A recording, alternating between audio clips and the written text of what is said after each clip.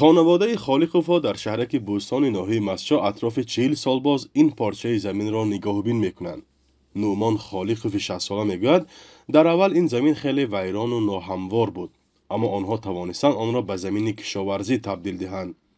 طول این سالها با شرطنامه زمین را استفاده میبردند و بارها با مراجعت از حکومت محلی خواستند که این زمین را با قرار در اختیارشان سپارند، زیرا همچون عائله سرفرزند به آن احتیاج دارند.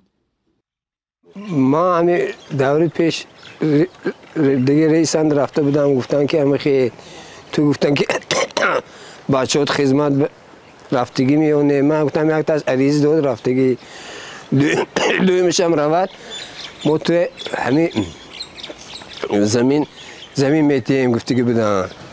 ما خوب گفتم پدر مسئولیت گرفته دو فوتی گرفته رفتم خدمت با خواهش خودم. ولی به گفته این پدر و پسر مقامات 7 سال باز به این وعدهشان وفا نمی کنند، زیرا پسر خرده این خانواده روح الله نومانزاده سال 2018 به خدمت رفته است.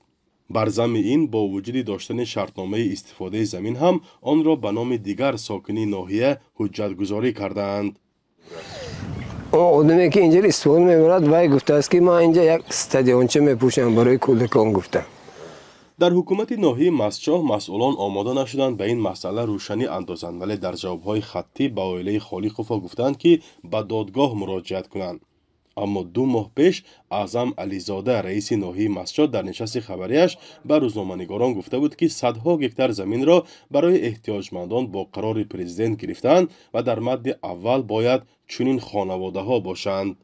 از که رهبر دولت درخواست ما را دستگیری کردند، زیاده از 250 گکتار زمین 28 دکمبر سال 2024 به امضا رسید در حکومت جمهوری تویسون. الان ما این مقصودیم قبول در رئیس ناحیه را میبینن میگن که درخواست میکنن زمین نزدیکی وقتی ما گروه کوری میکنیم میریم در حقیقت در یک کلی قرار خونی پدر مادرش رفتگی است. یک تاش الان که پرابلم جوی برای ما نقشه کردگیم. یکم قراری که ما امضا میکنم ما گفتم برای اون اویلایی که در یک خانه 4-5 کلی زندگی میکنن. حقوقشناسان میگویند سالهای آخر با وعده‌های گوناگون بردن جوانان به عسکری زیاد شده است، ولی حالت‌های نیز کم نیستند که این وعده‌ها عملی نمی‌شوند. هست بودن مراجعت‌ها در حقیقت که آمده ناراضگی بیان کرده بودند و در این چیز یک چیز دشواری است که مثلا خود همین وعده هم گوییم این یک اثبات آن دلیل پیشنهاد کردن آن دشوار می باشد، برای اون که عادتا چنین نمودی سازش‌ها گوییم اگر در قانون این چیز مستحکم شده نباشد طلب کردن آن را نیز دشوار می باشد، برای اون که اجرا کردن یا که نکردن آن از شرط و شرایط ها گوییم وابستگی دارد.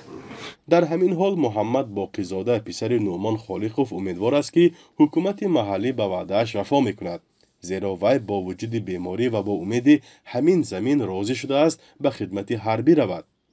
او میگوید اساساً چرخه روزگارشان را با پول مهاجرت مهنتی و فایده همین 701 زمین کشاورزی میگذراند. خالقوفا توان خریدن حوله دیگر ندارند و در این حوله خرد 3 عائله جوان همراه پدر زندگی میکنند.